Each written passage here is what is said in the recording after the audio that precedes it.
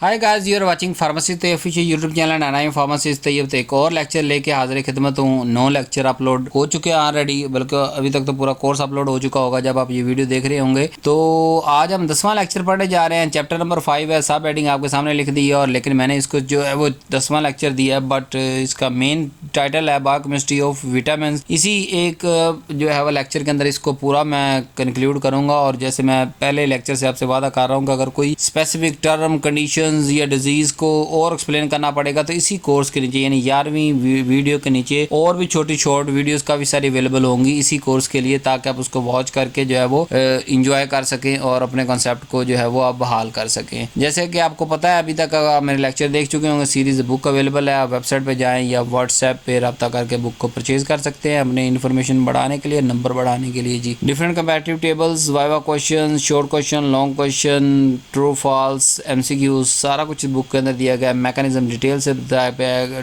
Colour diagrams बनाई गई हैं और हर स्टेप को बड़ा ब्रीफली एक्सप्लेन किया गया है। ये जो है वो आपको वीडियो देखें प्लस बुक देखें, आपकी बायोकेमिस्ट्री ओके हो जाएगी जी। आपको किसी और टीचर की जरूरत नहीं पड़ेगी इंशाल्लाह। और अपडेटेड सिलेबस, ठीक है। अब बायोकेमिस्ट्री ऑफ विटामिन की अगर बात करें तो जो टॉप ब्रेन ने हमें सिलेबस दिया है जी, वो कहता है जी विटामिन पढ़ो, क्लासिफिकेशन उसकी पढ़ो, स्ट्रक्चर पढ़ो, मेटाबॉलिकल फंक्शन पढ़ो, फिजियोलॉजिकल रोल, नेचुरल सिंथेटिक के सोर्स के डिफरेंस देखो, डेफिशिएंसी टॉक्सिसिटी देखो, फार्माकोलॉजी को इंट्रैक्शन भी हो विटामिन का है कि नहीं फार्मास्यूटिकल का। तो सिलेबस तो कुछ काफ़ी लंबा है, लेकिन हम इसको ज़रा जल्दी क्विकली करेंगे क्योंकि विटामिन के बारे में आपने पहले ऑलरेडी पढ़ चुके हैं। तो हम बायोकेमिस्ट्री को टच देंगे। तो मेरे इस लेक्चर पढ़ने के बाद आप विटामिन को डिफाइन कर सकेंगे, उसको एक्सप्लेन कर सकेंगे, उसकी खसूसियत के बारे में बता सकेंगे, classification specially on the base of solubility की बुनियाद पर आप बता सकेंगे, और स्ट्रक्चर और मेटाबॉलिकल फंक्शन के बारे में आप जो है वो डिस्क्राइब करूँगा डिटेल से इस वीडियो के अंदर। फिजियोलॉजिकल रोल को देखेंगे, नेचुरल सिंथेटिक सोर्स को देखेंगे, डेफिशिएंसी को देखेंगे कि विटामिन की कौन कौन सी डेफिशिएंसी हैं, और कोई टॉक्सिसिटी भी हो सकती है किसी विटामिन की ज़्यादा या कम होने की वजह से। ड्रग विटामिन इंट्रैक्शन को डिटेल से देखेंगे, और एंड पे अपना जो है वो टच दूंगा फार्मास्यूटिकल इंपॉर्टेंस का, ताकि आपको पता चल सके कि ये लेक्चर आने वाले 5 साल के अंदर हमारे में कहाँ कहाँ किस किस सेमेस्टर के अंदर काम आने वाला है जी। तो सबसे पहले इंट्रोडक्शन देखते हैं जी। विटामिन क्या, व्हाट इज द विटामिन? ये भी एक ऑर्गेनिक माइक्रो न्यूट्रिएंट है जो कि बड़ा ही स्मॉल मिकदार में हमें चाहिए होता है हमारी normal growth, vitamin,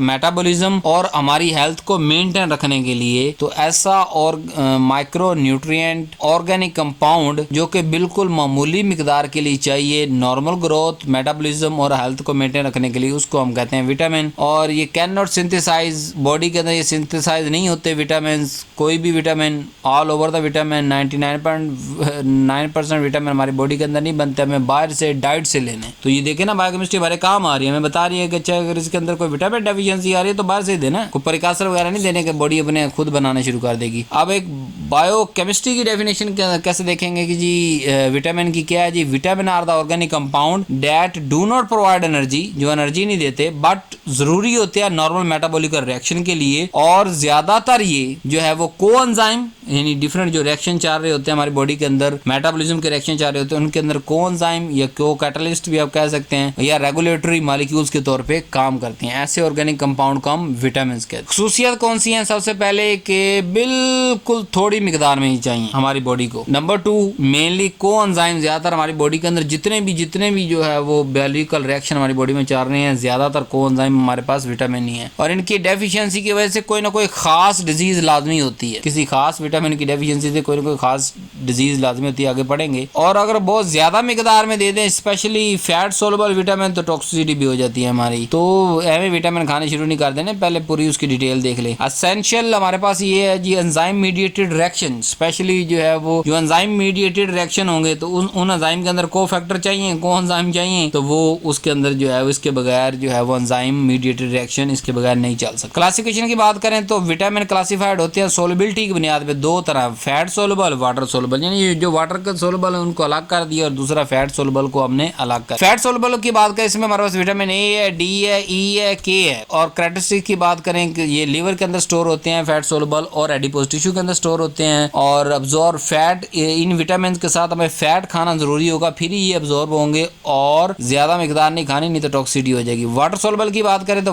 vitamin B complex है, विटामिन सी है, ये जो है वो हमारी बॉडी में स्टोर नहीं होते कोई लार्ज अमाउंट के अंदर। जो ज्यादा मिकदार अगर विटामिन सी या बी की खाएंगे तो वो बॉडी से एक्सक्रीट, पेशाब के अंदर एक्सक्रीट कर दी जाती है, और और टॉक्सिसिटी अब जब बॉडी के अंदर स्टोर नहीं हो रहे तो टॉक्सिसिटी ना होने के बराबर है या वेरी लो है। वो जो फैट सोलबल वो हमारी बॉडी के अंदर डेपो यानी कि लीवर और एडिपोज टिश्यू के अंदर स्टोर होते हैं, इसलिए अगर एक खास मिकदार से ज्यादा खाएंगे ज्यादा डिपॉजिट हो जाएंगे और कुछ ना कुछ जो है उसके अंदर टॉक्सिसिटी होने का चांस है। पर वाटर सोलबल विटामिन की टॉक्सिसिटी बहुत कम हद तक है। और फैट सोलबल को जरा डिटेल से देखते हैं। सबसे पहले हमारे पास आ गई विटामिन ए, जिसको हम रेटिनॉल भी कहते हैं। इसका स्ट्रक्चर कहाँ से ड्राइव किया गया? बीटा कैरोटीन से ड्राइव हुआ और फंक्शन इसका मेन है विजन देखने के अंदर विटामिन ए बड़ा काम आता है। सेल डिफरेंशिएशन जो स्टेप है उसके अंदर ये काम आता है और इम्यून फंक्शन के तौर पे यानी हमारी इम्यूनिटी बढ़ाने में ये काम आता है। और तो विटामिन ए की कमी होगी तो सबसे पहले क्या होगा?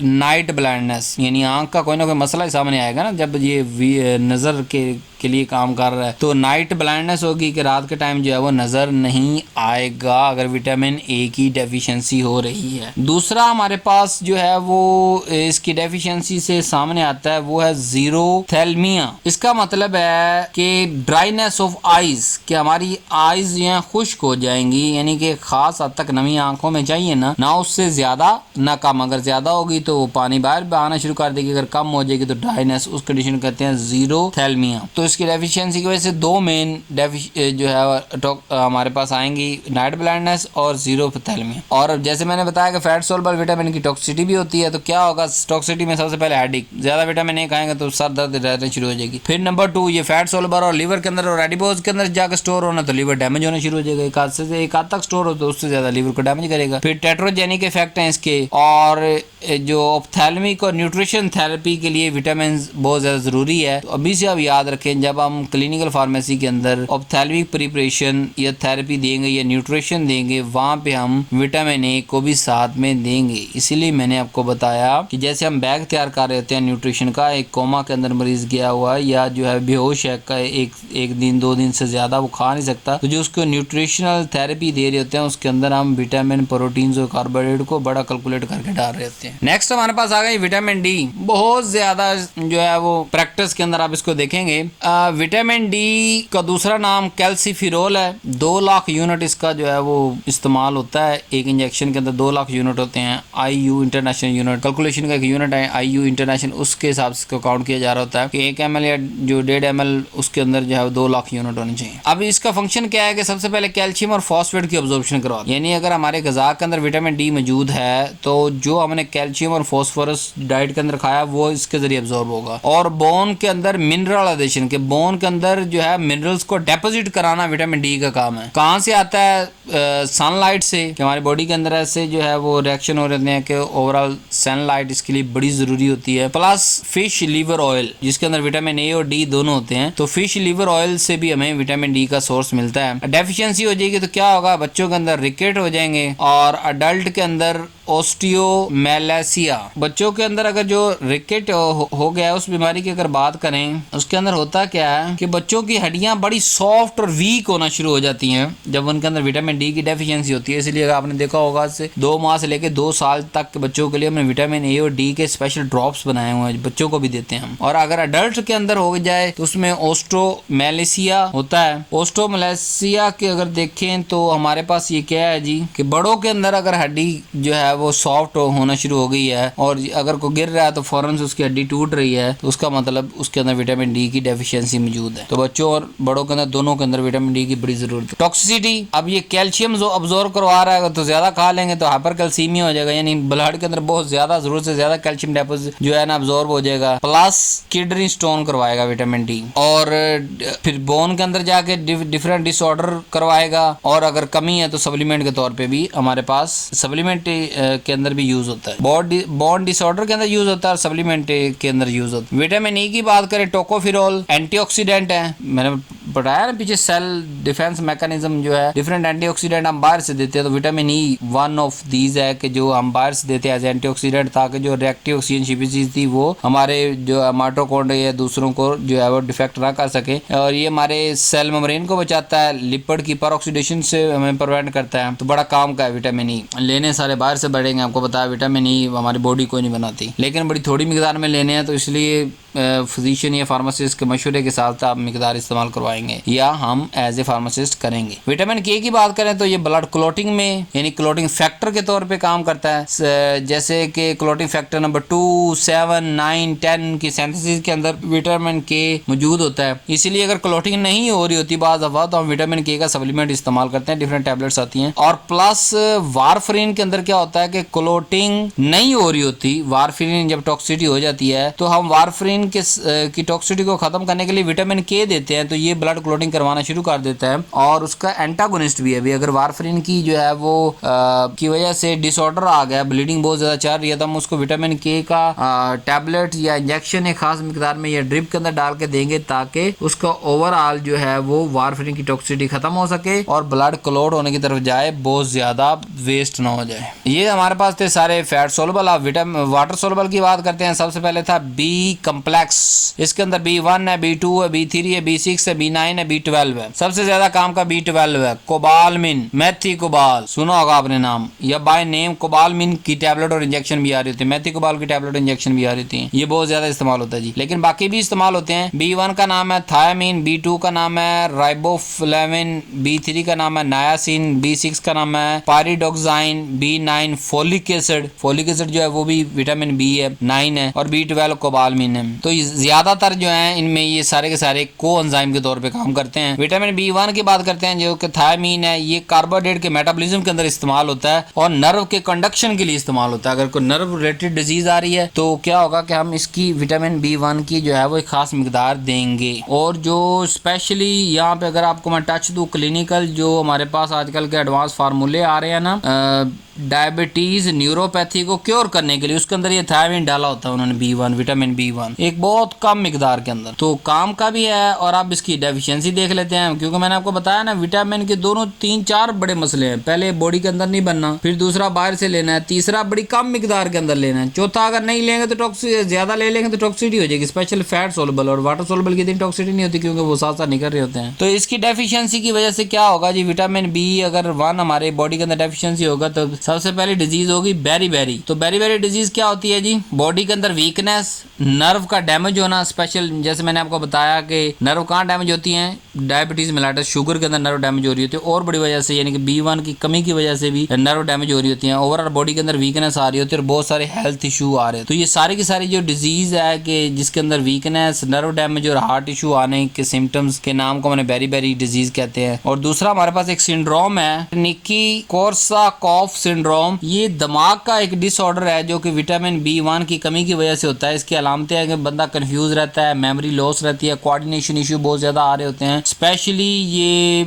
जो है वो क्रोनिक अल्कोहल के यूज की वजह से हो रहा होता है हमारे बॉडी के अंदर, और बाज दफा विटामिन B1 ना लेने की वजह से भी हो रहा होता है। तो ये डेफिशिएंसी के अंदर आपने 2 बीमारियां ये वाली याद रखनी है। अब विटामिन B6 की बात करता हूँ, पायरिडोक्साइन, ये अमाइनो एसिड के विटामिन, आपको कहा ना ये को बड़ा काम क्या है, यानी कि डिफरेंट मेटाबॉलिज्म को काम करने के। तो ये अमाइनो एसिड के विटामिन जो मेटाबॉलिज्म के अंदर काम आते हैं, न्यूरोट्रांसमीटर के तौर पे विटामिन बी काम करता है और ये आइसोनाइजाइड के साथ इंटरेक्शन करता है। इसलिए याद रखना कि B6 को कभी आइसोनाइजाइड के साथ नहीं देना। लास्ट टॉपिक के अंदर फिर थोड़ा डिटेल से डिस्कस करेंगे कि क्या करता है। विटामिन B12 की बात करें और फोलिक एसिड की साथ बात कर लें। फोलिक एसिड विटामिन B9 हमारे पास फोलिक एसिड है और B12 हमारे पास कोबालमिन है। इनके दोनों का फंक्शन क्या होता है, मेन के DNA की सिंथेसिस और रेड ब्लड सेल की म्यूटेशन के अंदर काम कर रहे होते हैं। ये अगर इनकी डेफिशिएंसी हो जाए तो सबसे पहले मेगैलोब्लास्टिक एनीमिया होता है, जिसका मतलब ये है कि ये एनीमिया यानी खून की कमी की एक ऐसी बीमारी है जिसके अंदर जो रेड ब्लड सेल हैं वो बहुत ज्यादा हो जाते हैं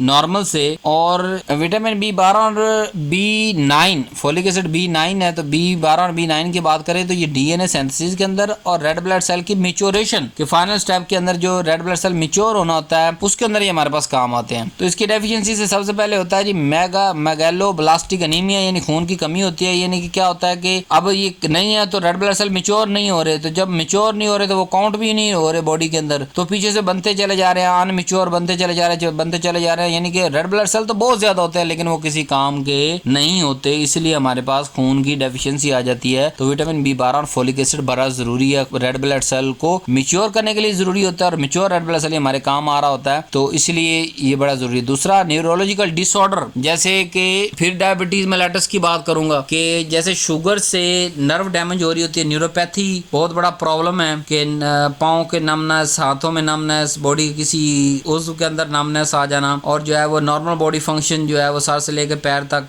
कोई भी जो है वो उसका प्रॉपर नॉर्मल फंक्शन ना रहे बल्कि वो अब नॉर्मल हो जाए, नर्व के एंडिंग पे आके यानी कि नर्व रिलेटेड हो, तो वो सारा विटामिन B12 और फोलिक एसिड की डेफिशिएंसी की वजह से होता है। और एक और मजेदार बात बताऊं कि जो हमारे पास डायबिटीज मेलाइटिस में न्यूरोपैथी की स्पेशल मेडिसिन आ रही हैं, उनके अंदर जो हम मल्टीविटामिन आप कह लें दे रहे होते हैं, उनके अंदर B12 भी मौजूद होता है। एक मैंने आपको क्या बताया कि B1 और B12 ये दोनों ऐसी मेडिसिन के अंदर हम इस्तेमाल करते हैं जो कि हमारे शुगर के मरीज यानी डायबिटीज मेलाइटिस को स्पेशल न्यूरोपैथी से बचाते हैं, उनके नर्व डैमेज नहीं होने देते। प्लस विटामिन B12 और फोलिक एसिड हम आमतौर पे जो है ना प्रेगनेंसी के अंदर बहुत ज्यादा इस्तेमाल करते हैं, या खून की कमी हो जाए तो तब बहुत ज्यादा इस्तेमाल करते हैं, क्योंकि ओवरऑल ये रेड ब्लड सेल को मैच्योर करने के काम आते हैं। तो जब मैच्योर नहीं होंगे तो जैसे मेगालोब्लास्टिक एनीमिया हो जाएगा या ओवरऑल एनीमिया हो जाएगा, खून की कमी हो जाएगी, तो नहीं बन पाएंगे। जब मैच्योर नहीं बनेंगे तो वो हमारे किसी काम का नहीं है, बनते चाहे करोड़ों अरबों बनते चले जाएं। तो प्रेगनेंसी के 9 माह के अंदर फोलिक एसिड तो मस्ट होता है, और अगर खून ज्यादा कम हो फोलिक एसिड देने के बावजूद भी तो फिर हम साथ में मेथिकोबाल या ये विटामिन B12 कोबालमीन हम इस्तेमाल करते हैं। मेथिकोबाल ब्रांड का नाम है, बार बार मेरे माइंड टांग ऑफ स्लिप हो रहा है, लेकिन परेशान ना हो, कोबालमीन जेनेरिक नेम है, मेथिकोबाल ब्रांड नेम। तो विटामिन B12 कोबालमीन ये दोनों डायबिटीज के अंदर भी और अनीमिया के अंदर भी और प्रेगनेंसी के अंदर जो है वो अनीमिया से बचने के लिए और HB को नॉर्मल रखने के लिए, एक नॉर्मल मिकदार तक HB रहे, ये जो है वो हम इसको एज ए सप्लीमेंट इस्तेमाल करवाते हैं। अब विटामिन C की बात करें, ये अस्कॉर्बिक एसिड, अस्कॉर्बिक एसिड कुछ याद आता है 11वीं के अंदर FSC के अंदर केमिस्ट्री की जो तीसरी एग्जाम्पल थी पहले चैप्टर की, उसके अंदर भी अस्कॉर्बिक एसिड वहां हमने पहली दफा पढ़ा था, यानी जहाँ पे हमें याद रहता है विटामिन तो C काफी 9th-10th में पढ़ा था, लेकिन वहाँ जो एक एग्जाम्पल थी केमिस्ट्री के अंदर वहां से हमें बड़ा क्लिक करता है ये। तो विटामिन C अस्कॉर्बिक एसिड जो है ना वो फंक्शन क्या है कि कोलाजन सिंथेसिस में इस्तेमाल होता है, और कोलाजन हमारा बड़े काम का है आयरन को अब्सॉर्ब करने के लिए, यानी इसीलिए हम क्या करते हैं या तो आयरन के साथ विटामिन C का इस्तेमाल करवाते हैं, जैसे कैकाजार जिसके अंदर कैल्शियम भी है प्लस विटामिन C भी है, साथ में आयरन का कोई सप्लीमेंट दे रहे होते हैं, क्या होता है कि उससे आयरन ज्यादा अब्सॉर्ब हो जाता है, अच्छा अब्सॉर्ब होता है, और एज ए एंटीऑक्सीडेंट भी है। इसका नाम क्या है? अस्कॉर्बिक एसिड और विटामिन C। तो ये 3 मेजर काम करता है। डेफिशिएंसी होगी क्या होगा? स्कर्वी एक डिजीज होगी जिसके अंदर क्या होगा कि हमारा गम जो है ब्लीडिंग हो गए, यानी कि हमारे गम में से ब्लीडिंग आना शुरू हो जाएगी, हमारे जो जख्म जो है वो देर से भरेंगे, हमारी इम्यूनिटी कमजोर हो जाएगी, और न्यूट्रिशन सप्लीमेंट के तौर पे हम विटामिन अगर C लेने शुरू करेंगे या अस्कॉर्बिक एसिड लेने शुरू करेंगे तो ये हमारे जो सारे स्कर्वी की अलामतें ये खत्म हो जाएंगी। तो यहाँ बड़ा एक वैसे यहाँ पढ़ तो आप नॉर्मल रहे हैं, लेकिन अगर मैं यहाँ थोड़ा सा स्ट्रेस अगर आपको दूंगा तो उम्मीद है आपको सारी जिंदगी याद रखेगा। जब ब्लीडिंग गम हो रही होती है ना, यानी कि खून आ रहा होता है दांतों मसूड़ों में से खून आ रहा, दांत तो पत्थर है उसमें से क्या आना, कुछ भी नहीं आता, जो मसूड़े हैं जहाँ पे दांत फिक्स हुए हैं उनसे खून आ रहा होता है ना, तो हमारा फिजिशियन और फार्मासिस्ट दोनों परेशान हो रहे होते हैं कि क्या वजह है। तो वहाँ पे तकरीबन 80 से 90% विटामिन C की कमी होती है। तो इसको लिए खुदारा याद रखें, चाहे थोड़ी सी कम बीमारी है, मतलब इतनी ज्यादा फ्रिक्वेंट नहीं होती कि गम ब्लीडिंग हो, बट जो है वो लेकिन अगर आपको ये लिंक याद रहेगा कि विटामिन C की डेफिशिएंसी से हो रही है तो आप उस मरीज का जो है वो इलाज करने में ज्यादा आसानी महसूस करेंगे। तो खुदारा इसको याद रखिएगा, इस कंडीशन को भी। इलाज वही है कि न्यूट्रिएंट सप्लीमेंट देंगे, विटामिन C उसको खिलाएंगे। अब मेटाबॉलिक या फिजियोलॉजिकल रोल की बात करेंगे, किस किस मेटाबॉलिज्म के अंदर विटामिन काम करता है या हमारी बॉडी फंक्शन के अंदर काम करता है। सबसे पहले मेटाबॉलिक यानी मेटाबॉलिज्म की बात कर लेते हैं। तो विटामिन हमारे पास कोएंजाइम है, एंटीऑक्सीडेंट है, हार्मोन लाइक रेगुलेटर है, अभी तक हम सारा पढ़ के आ चुके हैं, बल्कि एक एक स्पेसिफाई करके बताया कि ये कोएंजाइम है, ये एंटीऑक्सीडेंट है, ये हार्मोन रिलेटेड है। और तीनों जो मेन मेटाबॉलिज्म हमारी बॉडी में हो रहे होते हैं। कार्बोहाइड्रेट, लिपिड, प्रोटीन, तीनों के लिए विटामिन जरूरी होता है। और ये भी मैं आपको पीछे स्पेसिफाई करके आ चुका हूँ, ये कार्बोहाइड्रेट के लिए जरूरी है मेटाबॉलिज्म की, ये लिपिड, ये प्रोटीन। अगर मैं आपको रिकॉल करवाना चाहूँ तो मैं आपको दोबारा याद करवा सकता हूँ। जैसे मैंने विटामिन B1 आपको पढ़ाया कि विटामिन B1 थायामीन है, वो कार्बोहाइड्रेट मेटाबॉलिज्म के लिए यूज होता है, उसके अंदर इस्तेमाल होता है। और इसी तरह B6 मैंने आपको एक पढ़ाया था विटामिन, वो अमाइनो एसिड यानी प्रोटीन की जो है वो मेटाबॉलिज्म के लिए काम होता है, यानी मेटाबॉलिज्म करने में काम आता है। इसी तरह लिपिड, प्रोटीन्स और डिफरेंट मेटाबॉलिज्म के अंदर जो है वो ये हमारे पास असेंशियल है, जरूरी हैं, इनके बगैर ये रिएक्शन पूरे नहीं होंगे, ये मेटाबॉलिज्म पूरे नहीं होंगे। आप फिजियोलॉजी यानी बॉडी के हिसाब से बात करते हैं, फंक्शन ऑफ बॉडी में कहाँ का काम आ रहा है, फिजियो का मतलब बॉडी फंक्शन, तो सेल ग्रोथ के अंदर ये काम आ रहे होते हैं, रिपेयर के अंदर ये काम आ रहे होते हैं, प्लस इम्यून डिफेंस के लिए, एंटीऑक्सीडेंट है तो एंटीऑक्सीडेंट और इम्यून के अंदर डिफेंस के अंदर भी हमारे काम आ रहे हैं। और बहुत सारे ऐसे हैं जो नर्व एंडिंग को मजबूत बना रहे होते हैं, ये न्यूरोलॉजिकल डिसऑर्डर से हमें बचाते हैं, तो इसलिए नर्व सिस्टम के फंक्शन के अंदर भी हमारे पास बड़े काम आ रहे होते हैं। और अगर ये कम होंगे तो ये ओवरऑल हमारी बॉडी के अंदर जो मेटाबॉलिज्म प्लस ग्रोथ और इम्यूनिटी है, इस सब को डैमेज करेंगे हमारी हेल्थ। अब इनके सोर्स की बात कर लें तो दो तरह के हैं, नेचुरल भी हैं कुदरती तौर पर, सिंथेटिक हमने बना भी लिए हैं जी। सबसे पहले नेचुरल की बात करें, फ्रूट के अंदर विटामिन हैं, वेजिटेबल्स के अंदर हैं, मिल्क के अंदर हैं, एग्स के अंदर है, मीट, फिश, होल ग्रेन, ठीक है, इन सब के अंदर जो विटामिन मौजूद होते हैं। प्लस सिंथेटिक सोर्स की बात करें तो हम फार्मास्यूटिकल जो है वो सारे के सारे सप्लीमेंट, मैंने आपको बताया ना कि विटामिन सी अलग से अवेलेबल है, फोलिक एसिड अलग से अवेलेबल है, तो ये सिंथेटिक ही हो गया ना, बाहर से बना रहे हैं। फोर्टिफाइड फूड्स आ गई हैं ऐसी जिसके अंदर विटामिन मौजूद होती है ऑलरेडी, और हम उस फूड को कंज्यूम करते हैं, प्लस साथ में हमारे पास रिक्वायर्ड अमाउंट ऑफ बॉडी के लिए विटामिन भी चले जाते हैं। इंजेक्टेबल प्रिपरेशन की अगर बात करें तो उसके अंदर भी जो है वो हमने विटामिन के जो है वो डिफरेंट सोर्स ओरिजिन यानी कि सिंथेटिक से बना के उसको इंजेक्टेबल फॉर्म में रख लिया है। और विटामिन ज्यादातर डेफिशिएंसीज के लिए और न्यूट्रिशनल रिक्वायरमेंट को पूरा करने के लिए इस्तेमाल होता है। डेफिशिएंसी टॉक्सिसिटी की बात करें, वैसे तो हमने साथ साथ भी बात की है, यहाँ थोड़ा ओवरऑल बात कर लेते हैं कि विटामिन की अगर डेफिशिएंसी होगी तो हमारी जो है वो पुअर डाइट के अंदर विटामिन नहीं लेंगे तो हमारी, मैंने आपको बताया ना कि विटामिन अंदर कोई नहीं बनना, बाहर से लेना, बट लेना थोड़ा ही है। तो मेल अब्जॉर्प्शन जैसे आयरन की अब्जॉर्प्शन इसके बगैर नहीं होती, ठीक है, इस तरह दूसरी चीजें जो है वो उनकी अब्जॉर्प्शन जो है वो मेल अब्जॉर्प्शन होगी, नहीं अब्जॉर्ब हो पाएंगी। ड्रग इंटरेक्शन भी करते हैं, जैसे आइसोनाजाइड ड्रग का मैंने आपको पढ़ाया था कि आइसोनाजाइड ड्रग जो है वो इंटरेक्शन करता है किस विटामिन का, बताया था मैंने आपको विटामिन B6 पायरिडोक्साइन के बारे में बताया था कि वो आइसोनाजाइड के साथ इंटरेक्ट करता है। इस तरह ड्रग इंटरेक्शन भी होते हैं, ये भी आपने ध्यान रखना किसकी चीज के साथ क्या देना क्या नहीं देना। और डेवलपिंग कंट्री के लिए अंदर जो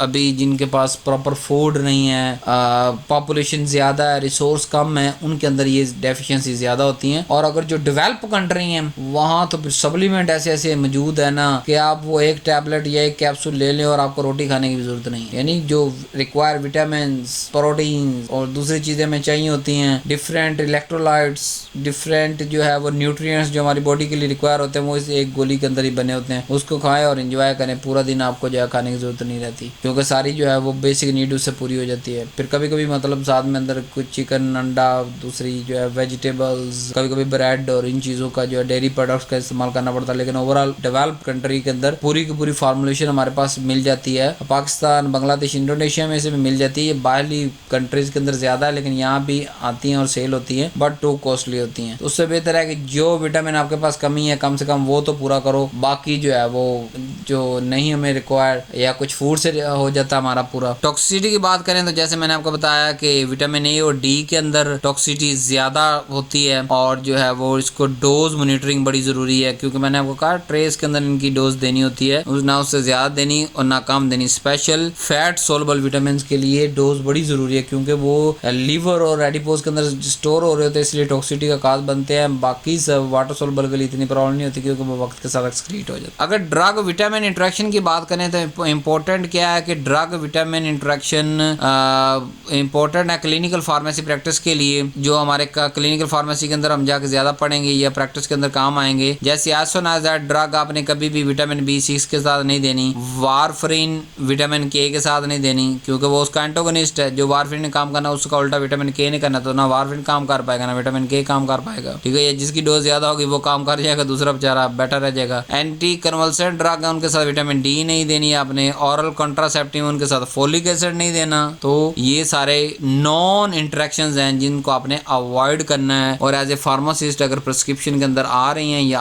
आप लिख रहे हैं तो उसको आप जो है वो जब डिस्पेंस कर रहे हैं मरीज को, तब आपने जब इंटरेक्शन वेरीफाई करना है या पहले लिखते हुए आपने वेरीफाई करना है। तो ये चीजें बड़ी जरूरी हैं जी। अब फार्मास्यूटिकल इंपॉर्टेंस की बात कर लें कि और कहाँ यूज होते हैं। अगर थेरेपी की बात करें तो ये न्यूट्रिशनल डेफिशिएंसी के अंदर काम होते हैं। आपको बताया कि डेवलपिंग कंट्री के अंदर प्रेगनेंसी के अंदर बताया आपको कि विटामिन जो है वो 12 कोबालमिन और प्लस फोलिक एसिड बड़ा जरूरी होता है। फिर क्रोनिक डिजीज जैसे डायबिटीज मिलेटस की मैंने आपको मिसाल दी। Diabetes is chronic persistent hyperglycaemia, तो उसके अंदर क्रोनिक डिजीज उनके अंदर न्यूरोपैथी हो जाती है। तो उस न्यूरोपैथी को कवर करने के लिए हम जो है विटामिन देते हैं। और बच्चों के अंदर और बुजुर्गों के अंदर दोनों के केयर के अंदर इस्तेमाल होते हैं, क्योंकि बच्चों के अंदर विटामिन ए और डी की कमी होती है। तो ओवरऑल विटामिन तो कम हो रहे हैं ना, तो ए और डी हम उनके देते हैं। अगर फार्मुलेशन की बात करें तो आजकल हम बहुत सारे मल्टीविटामिन प्रिपरेशन बना रहे हैं, इंजेक्टेबल विटामिन बना रहे हैं, फोर्टिफाइड डोजेज फॉर्म बना रहे हैं। और फार्मासिस्ट को क्या करना है कि इनको सेव और रैशनल यूज करना है। ये नहीं कि अपनी परचेज अपनी जो है खरीदारी बढ़ाने के लिए, जैसे कि different developing country Pakistan, Indonesia और जो है वो बांग्लादेश या इस तरह की जो डेवलपिंग कंट्रीज हैं उनकी अगर मैं बात करूं तो उनके अंदर क्या हो रहा है कि हम अपना काउंटर सेल बढ़ाने के लिए एवं हर किसी को विटामिन रिकमेंड करते हैं। तो खुदारा कुछ खुदा तरसी खुद आपने देखना है। जरूरी नहीं है कि आप जो है वो एक करोड़ा अरबों का जो है वो एक बिजनेस खड़ा कर दे और लोगों के गुर्दे फेफड़े पित्ते में सारे बेकार कर दे। जिसको विटामिन की जरूरत है खुदारा उसको विटामिन दे, जिसको नहीं जरूरत है हमें रिकमेंड ना करें, ठीक है। या अपनी काउंटर सेल बढ़ाने के लिए इसको जो है वो ना बेचे, या अपना जो है सालाना या माहाना थोड़ा सा 200-400 कमीशन को बढ़ाने के लिए फजूल के अंदर जो है वो आप इनको प्रमोट विटामिन को ना करें। मैं पहली बार आपको एज ए स्टूडेंट के तौर पर पढ़ा रहा हूँ कि ट्रेस अमाउंट में चाहिए। तो जिस डिजीज के अंदर चाहिए होगी तो वो खुद फिजिशियन और फार्मेसी मिलकर डिसाइड कर लेंगे, वहाँ हम रिकमेंड करेंगे। ओटीसी के अंदर इसको ना लेके आए और जो है वो डिफरेंट एडवर्टाइजमेंट हम बना रहे हैं, विटामिन डी पियो, शॉर्ट पियो जी, इसके इंजेक्शन लगवाओ, ये करो वो करो। Not at all. बड़ा ही प्रिसाइज अगर आपने प्रैक्टिस करनी है तो आप हॉस्पिटल के अंदर प्रैक्टिस करें, और प्रैक्टिस करने के बाद 2-3 साल डिफरेंट जो फिजिशियन पर्ची लिख रहे हैं, चाहे उनका काम नहीं भी है लेकिन वो लिख रहे हैं, वो एक्सपीरियंस के अंदर है, उनके एक्सपीरियंस से फायदा उठाएं और एक परसेंटेज अपने जेन के अंदर बना ले, प्लस अपने इन्फॉर्मेशन के बेस पे भी कि ये इतने % कमी होती है, ये इतने % कमी होती है। तो फिर जो जैसे मैं पढ़ाते हुए आपको बता रहा हूँ कि डायबिटीज के अंदर ये चीज़ की कमी होती है, ब्लड प्रेशर में ये चीज़ चाहिए होती है, कार्डियोवास्कुलर टिश्यू के अंदर ये चाहिए होता है, उसके अंदर वो चाहिए होता है। तो ऐसी चीज़ों को तो रिकमेंड करें, लेकिन इससे फजूल आप रिकमेंड करते जाएं सिर्फ अपने काउंटर सेल के लिए, अपना मुनाफा बढ़ाने के लिए, तो ये बिल्कुल अच्छी बात नहीं है। इसको अवॉइड करना है। इसे कहते हैं रैशनल यूज ऑफ ड्रग, जो चीज़ जिसको जरूरत है उसको दे, नहीं तो ना। तो उम्मीद है आपको ये लेक्चर बड़ा पसंद आया होगा। चैनल को सब्सक्राइब करना ना भूलें और अपने जो पर्सनल या प्राइवेट या पब्लिक जो व्हाट्सएप ग्रुप है आपके क्लास के, उनके साथ जरूर शेयर करें। सीनियर जूनियर सबके साथ शेयर करें, लाइक जरूर करें और एक प्यारा सा कमेंट जरूर करें, क्योंकि आपका कमेंट और लाइक जो है मेरे लिए एज ए फ्यूल के तौर पे काम करता है। और मुझे हर रोज 8 घंटे से 12 घंटे की ड्यूटी करने के बाद एक्स्ट्रा टाइम अपनी फैमिली से, अपनी जो है वो फ्रेंड्स से, कुलीग से निकाल के लिए आपके लिए एक नया लेक्चर रिकॉर्ड करने का स्टैमिना और फ्यूल के तौर पे काम करता है। तो वीडियो को ज़्यादा से ज़्यादा लाइक करें और जो है वो अगर आपने कोर्स के कुछ ऊपर वाली वीडियोस नहीं देखी तो वो देख लें, अगर इससे आगे देखना चाह रहे तो इससे आगे देख लें। और अगर कोई लेक्चर समझ नहीं आ रहा तो परेशान ना हो, एक लेक्चर को 2 से 3 दफ़ा देखें, पास कर करके देखें, उनके नोट्स बनाएं। और अगर आप नोट्स बनाने का आपके पास टाइम नहीं है, आप चाहते हैं कि ज़रा जल्दी काम हो जाए, तो वेबसाइट नीचे मौजूद है, इस पर जाएँ और बुक परचेज करें। नहीं तो व्हाट्सएप नंबर पर रब्ता कर लें, आपको लिंक सेंड कर दिया जाएगा, बुक परचेज कर लें। तो थैंक यू वेरी मच। अल्लाह हाफिज़।